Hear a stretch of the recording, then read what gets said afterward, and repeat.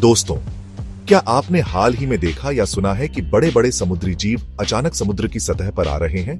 Whale, shark, squid, octopus और कई दुर्लभ प्रजातियां जो आमतौर पर गहरे पानी में रहती हैं, अब किनारों पर दिख रही हैं। ये कोई आम घटना नहीं है। क्या यह किसी बड़े खतरे की घंटी है?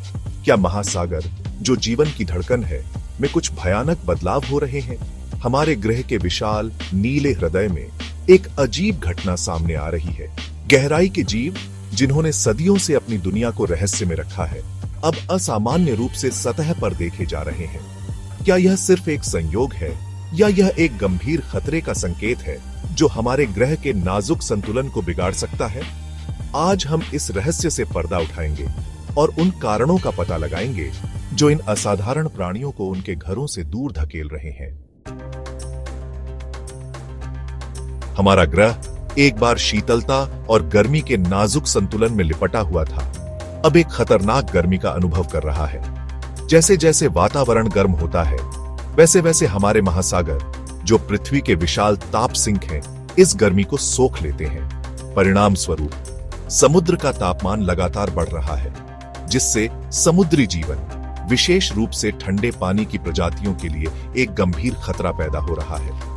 जैसे जैसे उनका ठंडा पानी का आवास असहनीय रूप से गर्म होता जाता है, वे ठंडे पानी की तलाश में सतह की ओर पलायन करने के लिए मजबूर हो जाते हैं। यह प्रवासन केवल एक छोटी सी असुविधा नहीं है, यह उनके अस्तित्व के लिए एक हताशापूर्ण लड़ाई है। तापमान में यह वृद्धि प्रवाल भित्तियों, समुद्र के जीवंत पानी के जंगलों को भी प्रभावित करती है। जैसे ही पानी गर्म होता है, प्रवाल भित्तियां ब्लीच होकर मर जाती हैं, जिससे एक बंजर पानी के नीचे का परिदृश्य पीछे छूट जाता है। अपने घरों और खाद्य स्रोतों से वंचित समुद्री जीवों को जीवित रहने के लिए सतह पर आने के लिए मजबूर होना पड़ता है। कभी जीवनदायी रहे हमारे महासागर अब मानवीय लापरवाही का भंडार बनते जा रहे हैं। प्लास्टिक कचरे से लेकर जहरीले रसायनों तक हम अपने कचरे को समुद्र में फेंकते रहे हैं, जिससे इसके नाजुक संतुलन में खलल पड़ रही है। यह प्रदूषण समुद्री जीवन के लिए एक गंभीर खतरा पैदा करता है, जिससे उनके अस्तित्व को कई तरह से खतरा पैदा होता है। हमारे द्वारा फेंका गया प्लास्टिक कचरा समुद्र में दशकों तक बना रहता है, टूटकर छोटे छोटे टुकड़ों में बंट जाता है, जिन्हें समुद्री जीव निगल लेते हैं। यह अंतर्ग्रहण उनके पाचन तंत्र को अवरुद्ध कर सकता है, जिससे भूखमरी हो सकती है या गंभीर चोटें भी आ सकती हैं। इसके अलावा औद्योगिक गतिविधियों और अपशिष्ट जल के निर्वहन से समुद्र में जहरीले रसायन मिल जाते हैं। ये रसायन खाद्य श्रृंखला में जमा हो जाते हैं, जिससे समुद्री जीवों में विषाक्तता फैल जाती है और यहां तक कि मृत्यु भी हो जाती है। प्रदूषण का एक और घातक परिणाम ऑक्सीजन की कमी है, एक ऐसी घटना जिसे हाइपोक्सिया के रूप में जाना जाता है। जब उर्वरक, अपवाह और अन्य प्रदूषक समुद्र में प्रवेश करते हैं, तो वे शैवाल की अतिवृद्धि को बढ़ावा देते हैं। जैसे ही ये शैवाल मरते हैं और सड़ते हैं, वे पानी में घुली हुई ऑक्सीजन को खा जाते हैं, जिससे समुद्री जीवों के लिए मृत क्षेत्र बन जाते हैं, जहां ऑक्सीजन का स्तर जीवित रहने के लिए बहुत कम होता है। ऑक्सीजन से वंचित समुद्री जीवों को सांस लेने के लिए संघर्ष करना पड़ता है। वे जीवित रहने के लिए ऑक्सीजन युक्त पानी की सतह की ओर पलायन करने के लिए मजबूर हो जाते हैं। हमारे ग्रह की गहराई में छिपी हुई शक्तिशाली भूगर्भीय शक्तियां हैं, जो समुद्र तल को आकार देती हैं और प्रभावित करती हैं। भूकंप और ज्वालामुखी, ये विस्मयकारी घटनाएं विनाशकारी होने के साथ साथ समुद्री जीवन के लिए खतरा भी पैदा कर सकती हैं, जिससे उन्हें अपने घरों से भागने और सतह की ओर सुरक्षा तलाशने के लिए मजबूर होना पड़ता है। जब समुद्र तल के नीचे टेक्टोनिक प्लेटें अचानक खिसक जाती हैं, तो वे भूकंप पैदा करती हैं, जो समुद्र के माध्यम से विशाल लहरें सुनामी भेजती हैं। ये सुनामी तटरेखाओं को तबाह कर सकती है, जिससे व्यापक विनाश हो सकता है और समुद्री आवास नष्ट हो सकते हैं। भूकंप के तीव्र कंपन समुद्री जीवों के लिए भी विनाशकारी हो सकते हैं, जिससे भटकाव, चोटें और यहां तक कि मृत्यु भी हो सकती है। भूकंपों के अलावा समुद्र तल पर ज्वालामुखी भी फटते हैं, जिससे आसपास के पानी में पिघली हुई चट्टान, राख और गैसें निकलती हैं। ये विस्फोट समुद्र के तापमान और रासायनिक संरचना में नाटकीय बदलाव ला सकते हैं, जिससे समुद्री जीवन असहनीय हो जाता है। ज्वालामुखी गतिविधि से पानी का अम्लीकरण भी हो सकता है, जो गोले और कंकाल बनाने वाले जीवों जैसे सीप, क्लैम और कोरल को नुकसान पहुंचा सकता है। पृथ्वी का चुंबकीय क्षेत्र हमारे ग्रह के चारों ओर एक सुरक्षात्मक ढाल न केवल हमें हानिकारक सौर विकिरण से बचाता है, बल्कि नेविगेशन के लिए एक कंपास के रूप में भी कार्य करता है, जिससे प्रवासी जानवरों को दुनिया भर में अपना रास्ता खोजने में मदद मिलती है।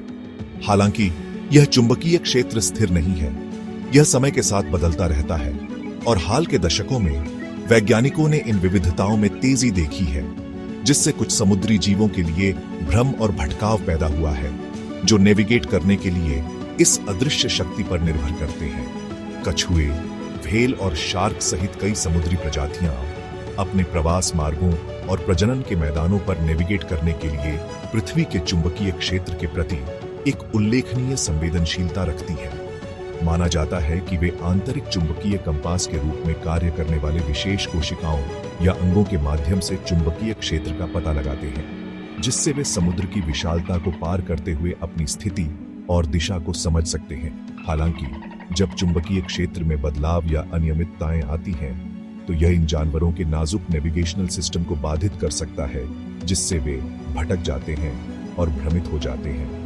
वे खुद को अपने सामान्य आवासों से दूर पा सकते हैं, अपरिचित पानी में भटक सकते हैं, जहां भोजन दुर्लभ हो सकता है और शिकारियों से खतरा बढ़ सकता है।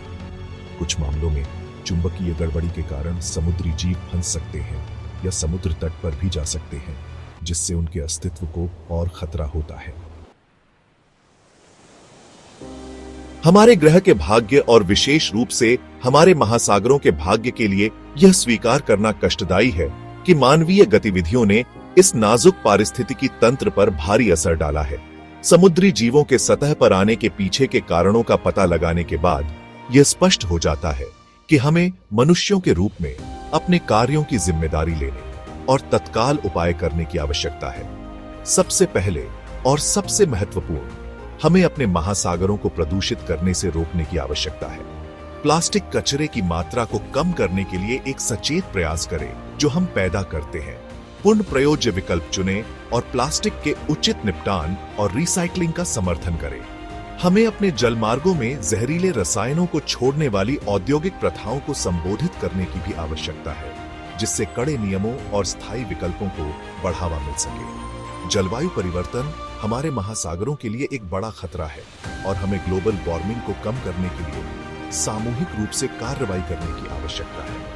हम अपने कार्बन पदचिह्न को अपनी ऊर्जा की खपत को कम करके, नवीकरणीय ऊर्जा स्रोतों का समर्थन करके और स्थायी परिवहन विकल्पों को अपनाकर कम कर सकते हैं। हमें अपने जंगलों की रक्षा और पुनर्स्थापना के लिए भी प्रयास करना चाहिए, जो कार्बन सिंक के रूप में कार्य करते हैं, वातावरण से कार्बन डाइऑक्साइड को अवशोषित करते हैं। हमें स्थायी मत्स्य पालन प्रथाओं का समर्थन करने की भी आवश्यकता है, जो मछली पकड़ने के विनाशकारी तरीकों को रोकती है, जो समुद्री जीवन को नुकसान पहुंचाती है और आबादी को कम करती है।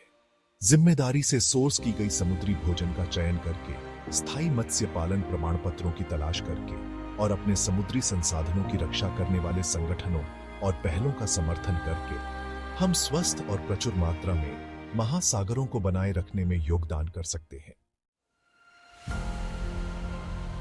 दोस्तों, समुद्र हमारे जीवन का एक महत्वपूर्ण हिस्सा है। यह हमारे ग्रह के ऑक्सीजन का आधा से अधिक उत्पादन करता है, हमारे जलवायु को नियंत्रित करता है और अनगिनत प्रजातियों के लिए घर है। अगर हम इसे नहीं बचाएंगे तो इसका असर पूरी पृथ्वी पर पड़ेगा। क्या आपको लगता है कि हम इंसान अपने स्वार्थ के कारण महासागरों को नुकसान पहुंचा रहे हैं? क्या हमें समुद्री जीवों को बचाने के लिए कुछ करना चाहिए?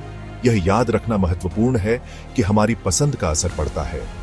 हमारे रोजमर्रा के फैसले, चाहे वे हमारे द्वारा उपभोग किए जाने वाले भोजन के प्रकार के हों या हमारे द्वारा उपयोग किए जाने वाले परिवहन के साधनों के, हमारे ग्रह पर एक लहर प्रभाव डालते हैं।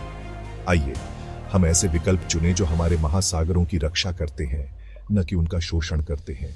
अपनी राय कमेंट में बताइए, वीडियो को लाइक और शेयर करें ताकि ज्यादा लोग जागरूक हो सकें। और हाँ, हमारे चैनल को सब्सक्राइब करना न भूलें। मिलते हैं अगले वीडियो में, तब तक के लिए प्रकृति से प्यार करें और इसे बचाने में योगदान दें।